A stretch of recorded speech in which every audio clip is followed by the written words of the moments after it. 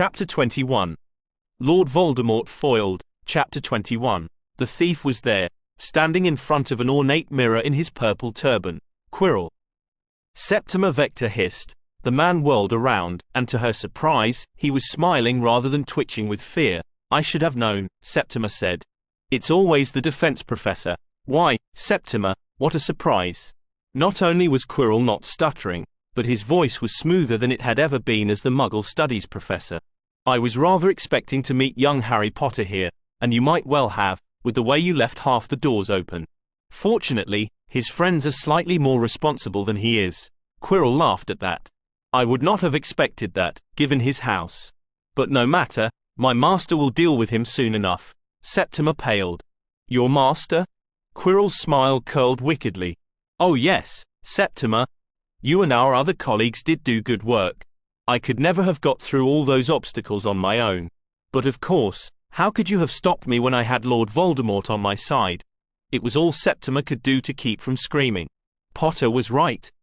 It was he who must not be named who wanted the stone. She tried to focus on anything else to not lose her head. How did you get through mine, then? She asked. That was the most difficult one. He said. Some sort of Muggle code, I'm sure. You always were far too enamored of them. Luckily, my master found a very obscure charm to make the statues color-blind. And even that didn't work by itself, but changing the color blindness from gray to red did the trick, which would have been interpreted as all zeros, Septima thought. And then the code 0 would open it. But I didn't think something like that was even possible. Almost any red filter should have changed the blue and violet to near black. I assume you simply had a key, since the charm should have worn off by now, Quirrell added, and it nearly had, Septima realized with a start. But their vision was still just distorted enough for Hermione to fool them. Something like that, she lied. Quirrell nodded. Of course, I set an easy task for myself. Of course he did. So it was all an act. Then, she said, her anger rising. The stuttering, the incompetence, being scared of your own shadow, all of it. Quirrell's smile turned condescending. Of course. After all, who would ever suspect P.P. Poor, street stuttering P. Professor Quirrell, and the troll at Halloween? She made the connection. That was just a distraction. Certainly. Unfortunately, while everyone else was running around, Snape still had the presence of mind to stop me. But enough of this nonsense. I need to examine this interesting mirror. He began tapping around the mirror's ornate frame. I know the mirror is the key to finding the stone.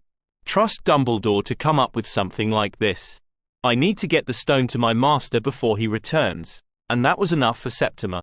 Drawing on her boiling anger and pushing aside her fears of he who must not be named, she raised her wand and yelled, You son of a bitch.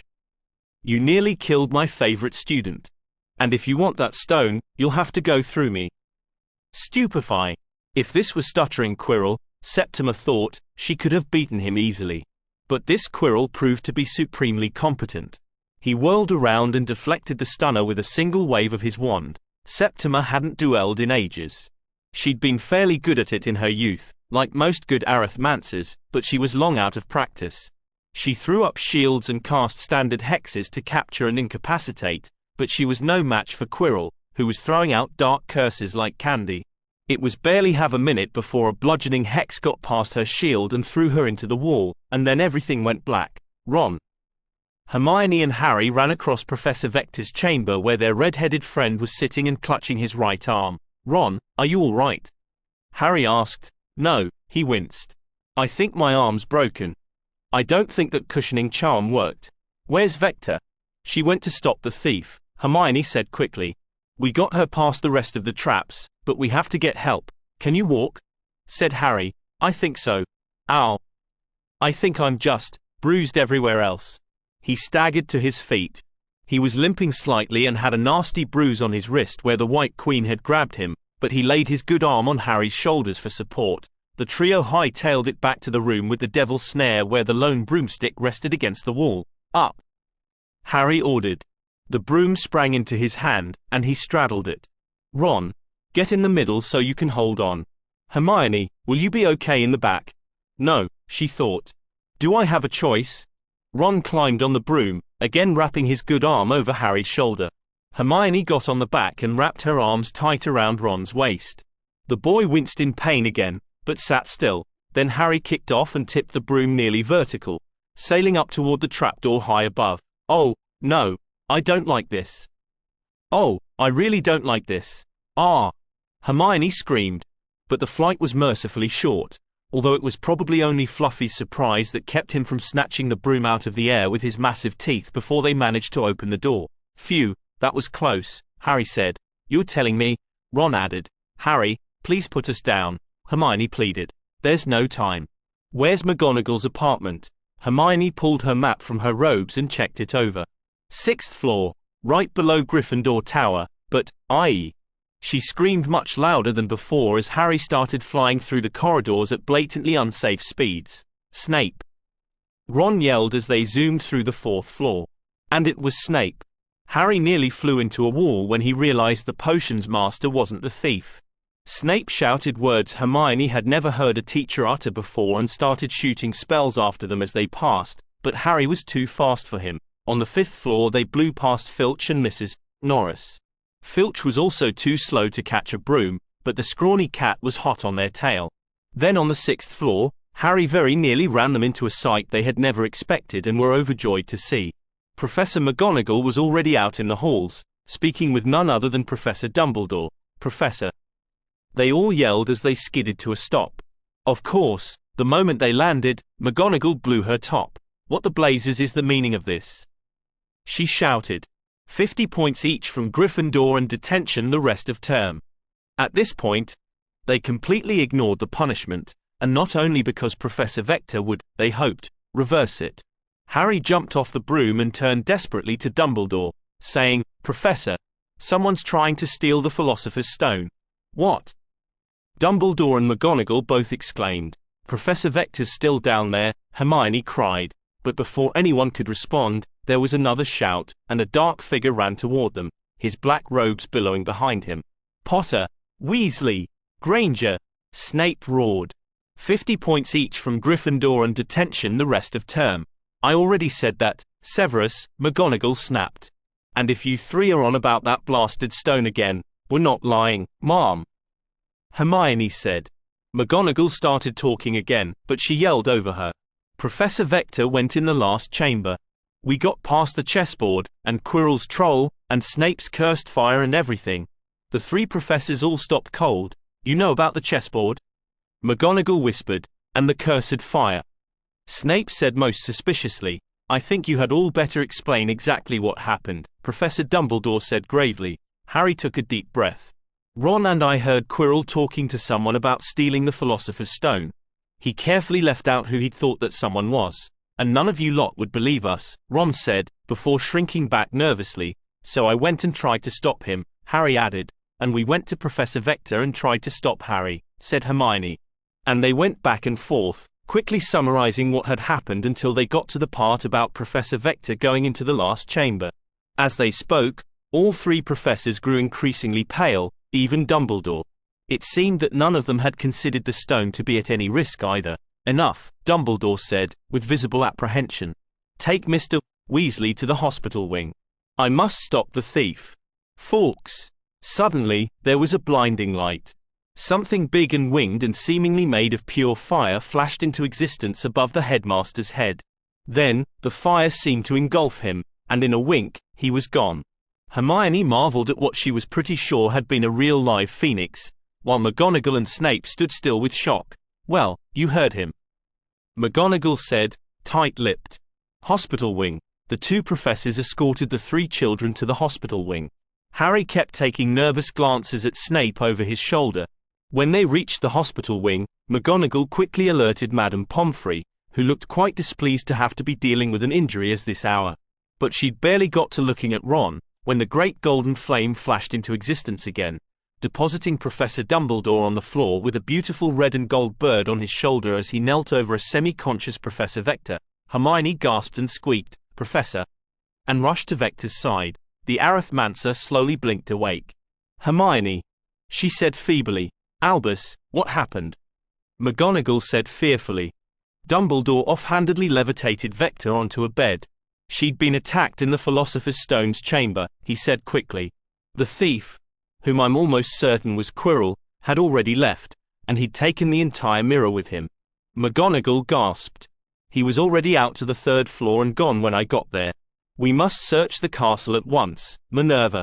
Rouse the other teachers, and inform all the ghost and portraits. Quickly. The 3 professors started to leave. Hermione got an idea. Wait, Professor. Miss Granger. There is no time. Please, sir, what kind of mirror is it? Suddenly, Professor Vector coughed and rasped out, big, heavy. Hermione leaned close to her. 8 feet, bronze frame, perfect. That means it'll slow him down, and it won't fit out the windows. She pulled out her map and spread the pages out across the next bed, where Ron was sitting. Miss Granger, McGonagall snapped, even more impatiently. Wait, look. I've been exploring the castle all year. There's only 2 ways out into the grounds from the west wing, here and here. And there's only 4 ways into the east wing. And with all the stairs around here, there. The clock tower, Ron pointed. If he came out on the 3rd floor, that's the only exit on that level, of course. Excellent deduction, Dumbledore said. Severus, come with me to the clock tower. Minerva, rouse the teachers to cover the other exits. The 3 professors turned to leave. You know who? Vector coughed. McGonagall stopped cold. What? She gasped. Quirrell. Working for? You know you. I suspected as much, Septima. Get some rest, Dumbledore said, and he was gone, followed by his 2 colleagues. I knew it. Harry said. Hermione sighed and hung her head. I'm sorry, Harry, she said. I thought I had everything figured out. All the professors were so sure, and there was no reason to think your scar meant anything until… Well, I'll try to not dismiss what you say from now on. Yeah, mate, Ron added, still cradling his arm. We're sorry we thought you'd gone nutters. I guess you know your Dark Lords, huh? Madame Pomfrey had also paled at Vector's revelation, but she remained professional. Lie down, Mr. Weasley. I'll get to you in a moment. Hermione stood by Vector's side as Madame Pomfrey continued mending her ribs. Professor, what happened? She asked. Vector tried to take a deep breath and grimaced in pain. Bludgeon her to the chest, she whispered. Knocked me out cold. Must have run for it, then. She smiled a little. That really was great work, Hermione. Thanks, she said absently. But why do I feel like I'm missing something? Everyone frowned. Was there something else? Harry was sitting on a nearby bed pondering the same question, then it came to him. Hey, if that mirror was so big, how did Quirrell get it up through the trapdoor? Something ice-cold clenched in Hermione's chest. Oh, Merlin. He couldn't have done. Not before Dumbledore caught him. And we took the broom. He must have had another way. She started frantically flipping through the pages of her map looking for any other way out. Come on, come on, come on. Ron, you're the chess master. If you were Quirrell, what would your strategy be for getting something big and heavy out of the castle without someone noticing if you were stuck below ground? Huh. I don't know, Ron said, sounding a little dazed. However he got the troll in drainage tunnels. The words came from Professor Vector. What?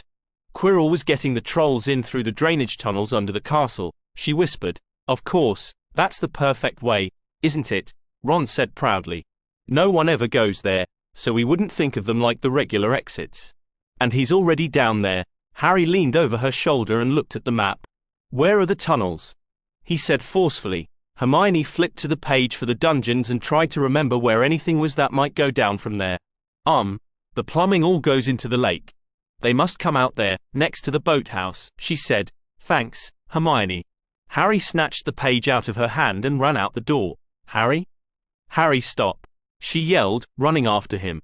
But he wouldn't answer, and he was faster than she was. Will you stop that? Oh, locomotor wibbly. Harry went down hard, and she finally caught up with him. Hermione, he shouted angrily, but she snatched the page from her map back and grabbed him hard by the wrist as she cancelled her jelly legs jinx. Will you think for once, Harry? Professor Vector got clobbered down there. You can't stop him by yourself. We have to warn Dumbledore. Come on, the clock tower is closest. Anyway, Harry glared at her. but allowed himself to be dragged along as she ran off in the other direction. With her excellent knowledge of the castle, they were at the exit in record time, only to be blocked by an angry wall of Snape. "What is it now, Potter?" the potions master growled. "Professor, we were wrong," Hermione said, a phrase that made Snape blink in surprise, coming from her. "Quirrell couldn't have flown the mirror out of the trapdoor. It's too big, and we took the only broom. He has to be in the drainage tunnels. You have to send someone to where they let out." "Oh my word," Dumbledore said from behind Snape. "How could we have missed that? Severus, stay here. I will go." "Fawkes!" The headmaster vanished in another rushing blaze of fire, leaving the children and Snape staring at each other. No one moved for a moment. "Are you quite finished?" the potions master grumbled. Hermione and Harry nodded slowly before turning and walking back to the hospital wing. Harry was definitely sulking, Hermione saw, but it was better than him charging off into danger again. It was true that he was the only reason they'd found out Quirrell, and she was still having trouble believing it was poor, stuttering Professor Quirrell. But ultimately, all this was the fault of the teachers, as much as she hated to admit it. She hoped there would be a good explanation for everything when it was all over. Quirinus Quirrell did not like the wet, musty drainage tunnels underneath Hogwarts Castle, but he certainly seemed to spend a lot of time here. Guided by the light of his wand, he dragged the Mirror of Erised over the rough ground, being careful not to let it tip over, just as his master had ordered. His plan was simple: follow the drainage tunnels to the end, steal a boat from the boathouse, and sail across the Black Lake outside of the anti-apparition wards so he could get the damn thing out of the area. No one would find him down here. His master had a good deal more sense than most wizards. Unfortunately for him, Albus Dumbledore was not most wizards. For there he stood silhouetted again the tunnel's exit, wand drawn. "I'm very disappointed in you, Quirinus," he said simply. "Dumbledore." Quirrell hissed. "How? When I reached London to find that no one had actually summoned me, I took a more expedient way back. Surely you must have anticipated such." Quirrell dashed behind the edge of the mirror to use it as a shield. He knew there was no way he could face Dumbledore in a fair fight, and so did his master. It was only by using the mirror and the stone inside as a cover that he would have a chance to get away.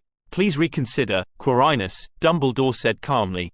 "You do not need to serve Lord Voldemort." "But I do," he hissed. "He has bound me to him. I cannot disobey. I must have the stone for him. Then I am afraid that Voldemort will be disappointed. I am ashamed to say that we allowed you to get much closer than we ever expected. But I cannot allow you to take it." Then Dumbledore did something Quirrell had not expected. He stepped forward and gazed directly into the mirror. A moment later, he reached into his pocket and pulled out a small red crystal. "I have the Philosopher's Stone, Quirinus. If you turn back now, I may yet be able to help you." Quirrell's blood ran cold. Dumbledore had the stone in hand, and would certainly never let him near it again. He had failed. At the same moment, the other presence in Quirrell's head evaluated the situation with a rarely felt emotion: fear. The stone was out of his reach, likely permanently. Quirrell was not strong enough to face Dumbledore, and Dumbledore was too fast to let him escape. There was only one chance left, and a slim one at that. His secondary target. Something more valuable to Dumbledore than the stone itself to offer in exchange. But he could never get there fast enough with that damn songbird on the old wizard's shoulder. However, Lord Voldemort was nothing if not crafty, and he had a plan: kill the bird. The voice was only a whisper, a high-pitched hissing from under Quirrell's turban that Dumbledore hopefully wouldn't be able to make out, even if he knew who it was. "Master, I can't," Quirrell whimpered. "Do it." And then, propelled by a will not his own, Quirrell's arm pointed at Albus Dumbledore's left shoulder, and he incanted, Avada Kedavra.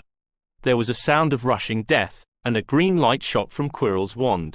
In the cramped tunnel with nowhere to hide and nothing to shield with, Dumbledore tried to dive to the side and conjure a barrier at the same time, which would have worked just fine, had Quirrell been aiming for his chest. Instead, momentarily distracted by the motion, Fawkes took the full force of the curse. He burst into flame and then flopped onto Dumbledore's sleeve, small, wrinkled, and, most importantly, flightless. "Run." The voice ordered. Quirrell banished the Mirror of Erised at Dumbledore and took off running. Without Fawkes to carry him back, the old wizard would not be able to catch him. He ran through the tunnels back to the castle proper, discarding his outer robes to run faster and get out of range of Dumbledore's spellfire. The voice beneath his turban hissed one more time. If you wish to redeem yourself, you must do one thing. Find Harry Potter. Septima Vector lay in a hospital bed, heavily bandaged, but stubbornly refusing a dreamless sleep potion until the situation was resolved. She was engaged in a deep arithmantic conversation with Hermione about just how she had built her Diffie-Hellman key exchange puzzle and how Quirrell had got around it, which went right over Harry's and Ron's and even Madame Pomfrey's heads. Hermione was dismayed that she hadn't fully solved it, but Vector assured her that her solution was still brilliantly devised and executed. Ron and Harry were both sitting on the adjacent bed, speaking to each other in hushed tones. Harry was understandably still very nervous and would be until he was sure the Philosopher's Stone was safe from Voldemort. Ron tried his best to reassure him, but for his own part was mostly annoyed that Madame Pomfrey was keeping him overnight.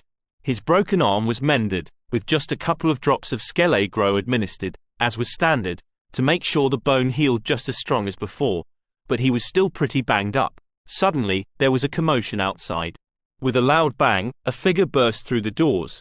Professor Quirrell, clad in his uniform shirt and trousers, the sash of his turban trailing behind him. Before Madame Pomfrey or Professor Vector could react, he took one look at Harry and yelled, "Potter!" At the same moment a high, sibilant voice hissed, "Seize him!" Harry jumped off the bed in terror, but Quirrell was too fast for him.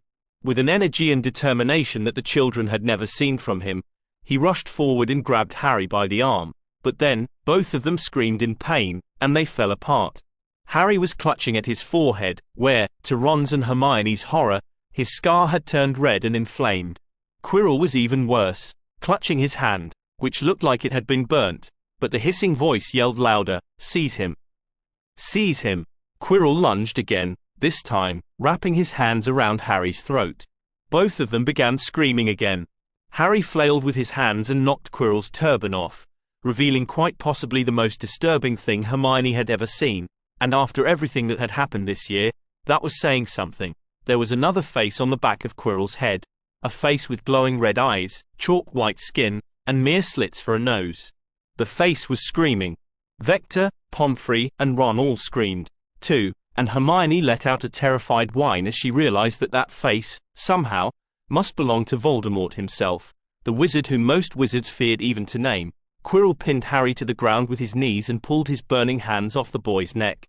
Harry's scar was bleeding. "Master, my hands!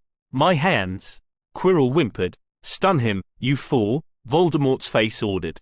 Quirrell drew his wand, but Harry reached up and grabbed his face. Both of them screamed even louder, and it was then that Hermione realized what she had to do.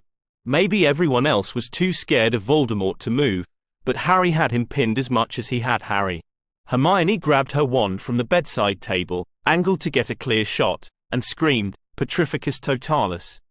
Quirrell went stiff as a board, and as he did, Harry pushed himself out from under him with the last of his strength. Hermione ran to him and started pulling him away. "Ron, help me!" she cried. A little to her surprise, Ron snapped out of his terror and helped her to lift Harry onto a bed. The boy groaned and squinted around to see what had happened.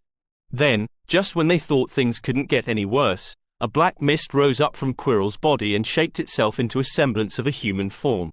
It flew towards the trio, but it couldn't seem to touch any of the three while they were touching Harry, although Hermione felt Harry's arm get strangely hot under her fingers. But then, there was a blast of light from the door, and the dark form was banished, streaming through the window like a ghost. Everyone turned to see Professor Dumbledore, his wand raised high, panting in the doorway. Professor Snape stood over his shoulder, and there was a tiny peeping sound coming from the headmaster's pocket. "Professor Dumbledore," Harry breathed. "Thank God, that was close. It was Voldemort." "Harry, I'm afraid so." Vector, Pomfrey, and Ron again squeaked in horror. "Sir, the stone," Harry said. The corners of Dumbledore's mouth twitched upward, and he delicately pulled a large red gem from his pocket. "The stone is safe for the moment, Harry," he said. "Severus, I think we should see to Quirinus. I don't think Poppy is quite in the condition."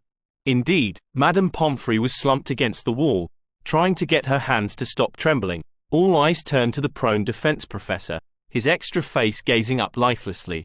But even as Dumbledore and Snape rushed over to investigate, The body bind broke without warning, and Quirrell's petrified limbs flopped to the floor. Snape jerked his hand back as if he'd been burnt, Dumbledore's breath hitched, and Hermione made a horrified eep sound. She knew she'd cast the spell better than that. There was only one reason for it to suddenly fail. Is he? She squeaked. I'm afraid so. Dumbledore breathed. Dead. Harry whispered, clutching at his chest. Ron gasped. But you mean I killed him? Harry stammered. Harry? Hermione thought. But no. I did it. I was the one who cast the body bind and made whatever happen. But Dumbledore's piercing blue eyes snapped towards both of them and seemed to bore into them. No, Harry, he said sharply, though Hermione could tell he was addressing her as well. It was Voldemort who killed him. He possessed Professor Quirrell, and that alone was enough. His features softened, and the headmaster suddenly looked older and more tired than they had ever seen him. I'm very sorry you had to see that, children, he said grimly as he levitated the professor's body to the bed at the end of the row and covered it with a sheet. You are far too young to bear such a burden. Please believe that none of you bears any responsibility for his death. He was already lost to us. You were merely protecting yourselves and your friends in any ways you could, Professor. Harry said weakly. He was starting to cry, and Hermione wasn't far behind. Ron was still frozen with horror. I think a calming draught and a dreamless sleep potion for all four of you. He motioned to Vector. And perhaps a large, steaming mug of hot chocolate in between. I find that always helps me in trying times.